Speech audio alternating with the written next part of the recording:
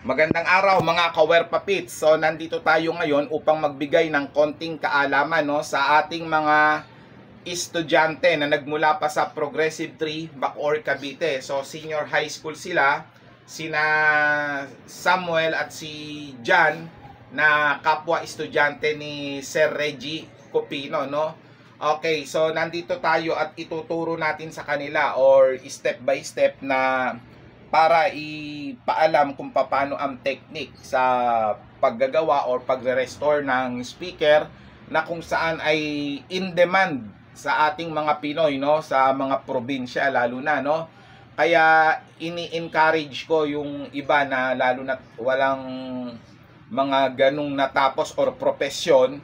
So pwede nyo tong pagkakitaan, at sa bagay na to, so dadating sa point na talagang pwede kayong bumuhay ng inyong pamilya sa pamamagitan lamang ng paggagawa ng speaker, Okay, so kami nga po pala ay meron din online shop, Meron tayo sa Shopee. So ilalagay ko diyan ang link sa baba, At wag din syempre kalimutan mag-subscribe sa aking YouTube channel at mag-follow kayo sa aking reels sa Wewe Padilla, At sa Wewe Mini Enterprise din, sa Shopee. Okay, so yun lang, magpo-proceed na tayo sa ating pagde-demo sa ating speaker. Okay, so ganito yan, Okay, itong speaker na to ay Crown PA1860. So kahapon lamang, kung napakita ko sa aking reels, ano to, kalawangin, Sobrang kalawangin, pero sa ngayon ano na siya. Ayan, so ano na, presentable. Ayan, so makikita ninyo.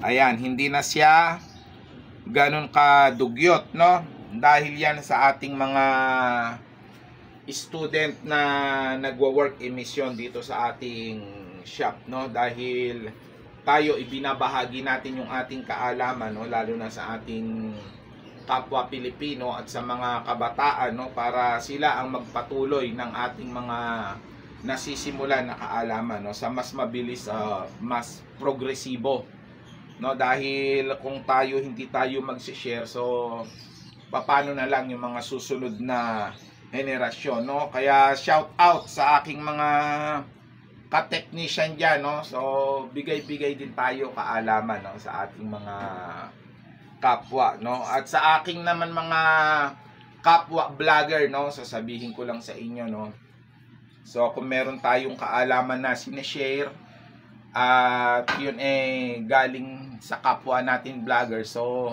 paki-credits naman sa kanila, so paki-shout out din, sa ating mga mga master, So ganun lang yun, para yung ating mga master hindi naman na itsipwera at kahit papano nakikilala din sila ng ating mga ka-industriya. Okay, so proceed tayo, So ito yung sa speaker natin ang tinatawag na frame or basket. Okay, so ito yung pinaka-frame. And then ang gagawin lang natin ngayon is, since kahapon kinalas to ng ating mga estudyante, so ngayon ituturo ko naman kung paano ibabalik yung yung speaker, Okay.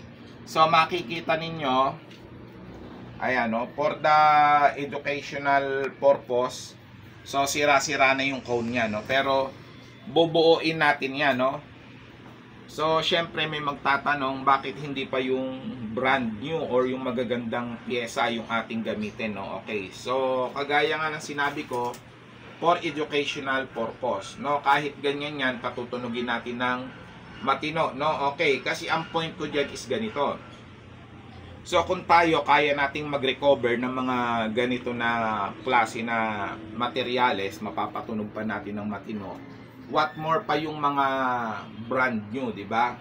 So ganun lang yon yung purpose ko dito. At isa pa, sila ay mga estudyante, para malaman agad nila kung paano magremedyo or magretoke, sa ganyang paraan mabibigyan natin agad sila ng idea. So tara at simulan na natin, Okay, so sa pagbabalik nitong tinatawag na cone kit sa speaker, ang halos kinakailangan lang natin diyan ay yung pinaka cutter natin, ayan, So kailangan natin kasi kakatirin natin yan. And then rugby, so yung contact cement, so duo lang or rugby pwede dyan, no? Kahit anong brand. Okay, so pang tanda natin, no? Okay, so ang una nating gagawain, lalagyan natin ng marka kasi aanuhin natin yung kakatirin. Ayan, no? Okay, so pantanda lang yan, no? Pwedeng masking tape or scotch tape para hindi magmamarka. So ano lang yan, pwede nyong baguhin yung diskarte. Maigi lang makita nyo yung pinaka basic. Okay, so sa pagkakater nito, no, nung ating takip, ingatan natin wag makater pati yung yung cone. Ayan, so dahan-dahan lang tayo. Ayan, ganyan lang, oh. So mas dahan-dahan, mas okay, paikot yan. So kaya may marka para pag binalik natin dun din. Kaya ano siya, kumbaga lapat. So may mga nagtatanong na pwede naman hindi katirin, pwede namang painitan or lagyan ng lacquer thinner. So sa experience ko, no, nalalamog yung cone hanggang sa dadating yung point na mapuputol siya. Samantalang pag kinater natin, kahit magpalit tayo ng dust cap, ang dust cap mas mura lang, so less than 100 pesos. Samantala ang cone umaabot ng 800 to 1,000 plus. So mas malaking mas malaking damage, no? Okay, so bakit binubuksan pa? So ang purpose, para natin malagyan ng spacer. So etong spacer na to ay Mylar.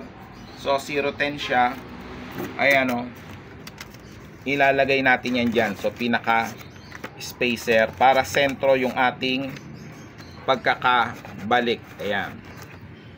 Okay. Okay, since nabuksan na natin, sunod nating gagawin, etong nakikita nyo mga umaangat-angat. Ayan, so didikitan muna natin. So babalikan ko kayo mga kawerpa pits. Okay, so dinidikit lang natin yan, no? Again, ito ay for educational purpose only. So hindi ito pang banat sa mga professional kasi kita nyo naman yung damage nya, no? So kaya lang natin ginaganyan ay para kayo ay magkaroon ng idea, no? So kung matutunan nyo to, syempre advantage. Kaya nyong mag retoke. Okay, so patutuyuin nyo lang yan ng ng nasa mga 2 to 5 minutes. Didikit na uli yan. Okay, matapos natin operahan, ayan na itsura ng cone. Ayan, so dinikit lang natin. Ayan. So nagmukha siyang tsakadal, no? Okay. So tinapalan natin, medyo malaki yung pantapal, so meron tayong pang counterweight or balancer. Ayan. So yan lang yung purpose niya. Okay, so bago natin ibalik, siguraduhin nating malinis na tong all piece and then yung gap. So dapat wala ng mga kalawang or anumang mga debris. So binlower natin yan and then pwede rin naman na padikitan ng masking tape yung mga dumi. Okay, so ngayon na natin kailangan yung pinaka spacer natin. Ito 010 na Mylar. So pwedeng karton, pwedeng baraha, so pwedeng Mylar. So depende sa space nung voice coil na kailangan, Okay, so para sigurado pwede nyong isukat muna, pero ito since nasukat na yan, so magsisimula na tayo sa ating sa ating paglalagay ng pandikit, Okay, so una natin ito lalagyan. Ayan, gamit natin to, pwede namang kahit lang, kahit stick lang. Ayan, so mas mabilis pag may ganito, Pero kung wala kayong pang parang lalagyan na ng mga condiments na to. Pwede namang ano lang, ordinaryong stick or walis tingting.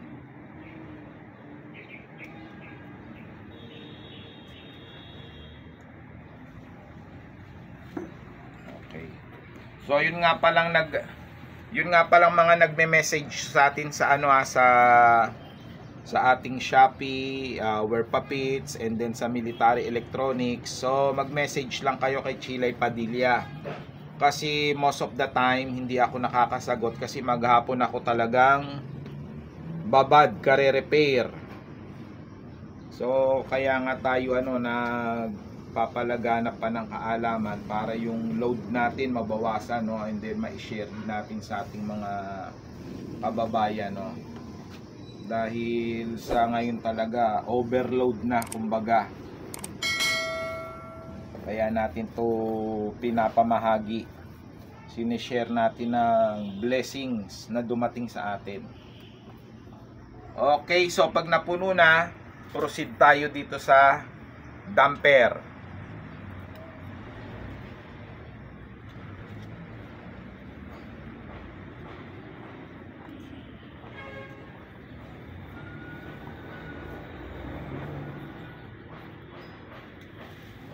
Okay, once na nalagyan na natin, ibaba muna natin. Ayan, so nasa baba lang siya. Huwag kayong mag-alala, hindi matutuyo na maigi yan, no? So sunod dito naman sa pinaka frame. So kung saan tatama yung damper, mas mainam dun lang ilagay. Ayan, so doble na para walang kawala.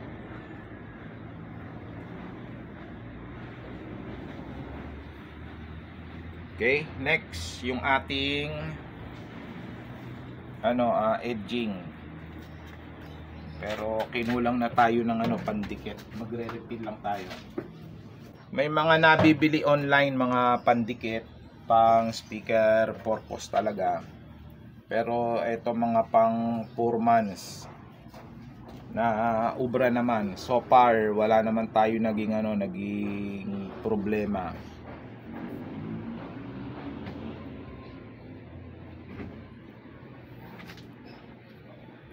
Ayan, wala lang ko kontra.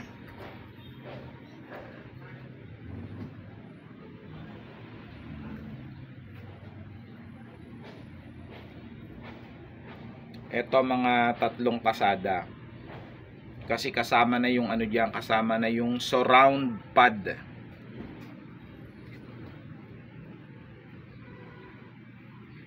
And then yung pinakalas, yung sa may kanto, ayan o.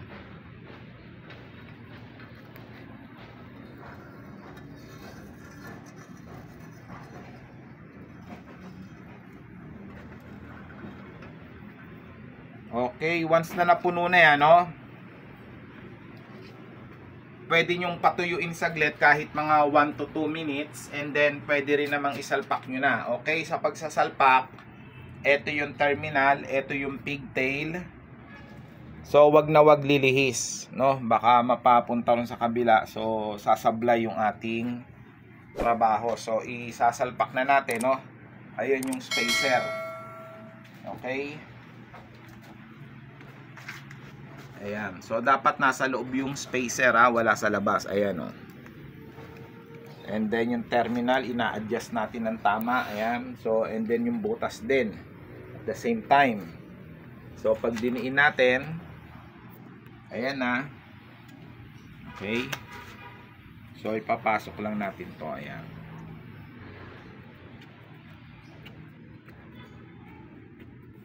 So hindi agad-agad didikit yan, no? It takes time bago kumapit yung rugby or contact cement. Okay, so ayan na, naiporma na natin. And then eto, didiinan din natin, no? Ayan,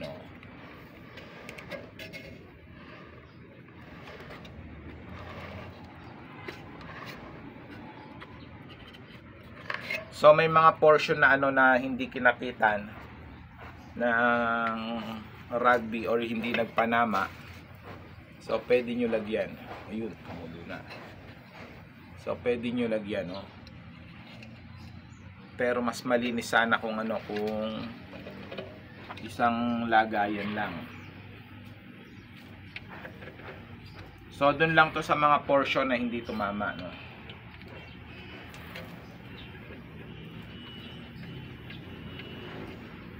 Okay, matapos ang ilang minuto, nasa mga 10 minutes, so medyo tuyo na yung ating contact cement o rugby, and then naiset yung ating spacer, and then pati itong ating damper to frame ay medyo tuyo na rin, no? Hindi naman tuyo pero medyo tuyo na rin. So sisimulan na natin lagyan ng rugby etong ano natin, dust cap, no? Ayan.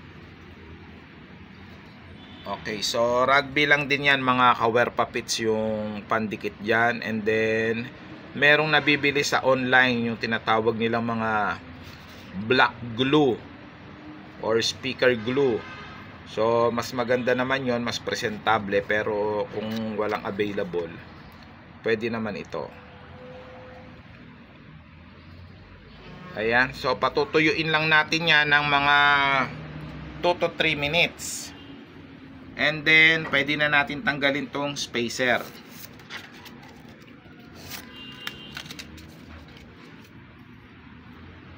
Ayan, no, sentrong sentro. So walang sayad or maaligasgas. So yung pinagputulan natin, doon din natin lalagyan ng rugby. Ayan, no. So mas maganda kung hindi ano, hindi makalat yung ating paglalagay, no.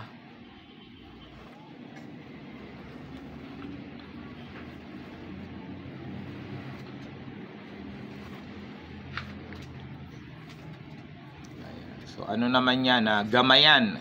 Ibig sabihin hindi sa isang iglap marunong na agad. So gagamayin nyo yan. Okay, so once na nalagyan na yung paligid, ayan, antayin lang natin matuyo kahit 2 minuto lang bago natin ikakabit ito, yung kapartner niya, no? Since meron naman yang palatandaan na kulay puti.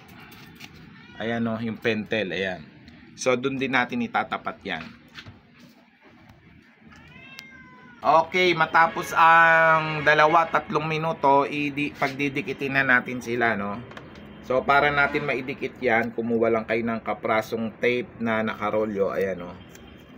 Ayan, so para maiporma nyo ng ayos.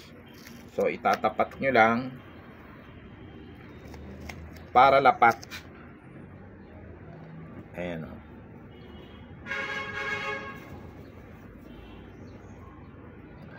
Lapat siya.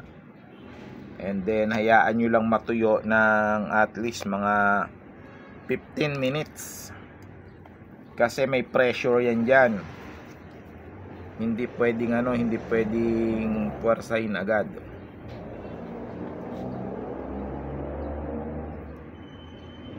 Ayan. So pag natuyo yan, matibay na yan. Hindi na yan babaklas, no? Pero kung gusto pa ninyo ng additional na na tibay, so pwede nyo lagyan dito sa sa pinakaibabaw niya. Ayan. So optional yan. Ayan. Yung sa mismong mismong pinagputulan.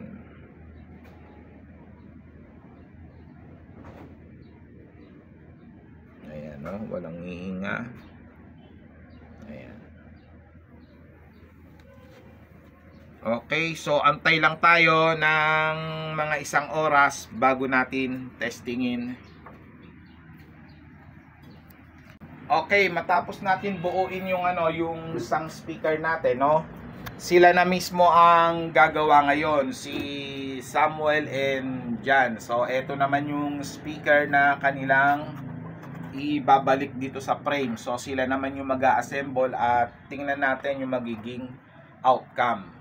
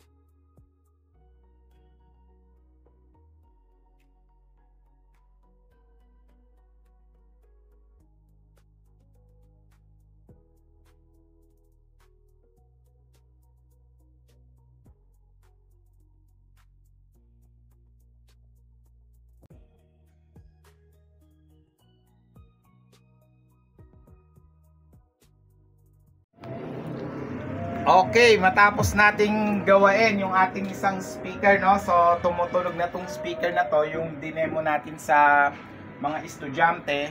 And then, eto naman yung kanilang binalik, no? So, ano naman na parehas naman successful yung ating ating pag-aaral, no? At eto, sasampulan ko pa kayo ng tugtog, manghihiram tayo ng ragatak sounds, no? Sa ating mga katropa, no? Kahit saglit lang. Ayan, o.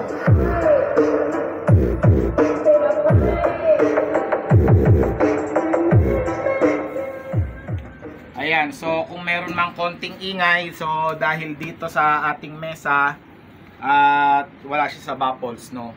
So yun lang, maraming salamat sa ating mga followers sa YouTube at sa ating reel sa Wewe Padilla. So salamat.